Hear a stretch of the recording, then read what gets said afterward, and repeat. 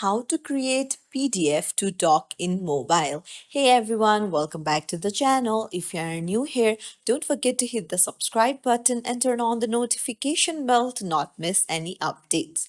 So it's really easy to convert your PDF into doc from your mobile itself. For that, head over to your Google Chrome or any web browser and on the search bar, search for I love PDF and then tap on the first link and here search for PDF to Word. So go ahead and tap on it. This will easily convert your PDF files to Word.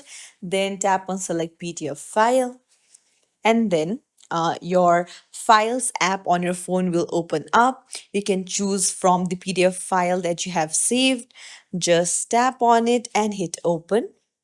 And now your PDF will be converted to Word once you tap on convert to Word. And then you just have to tap on download.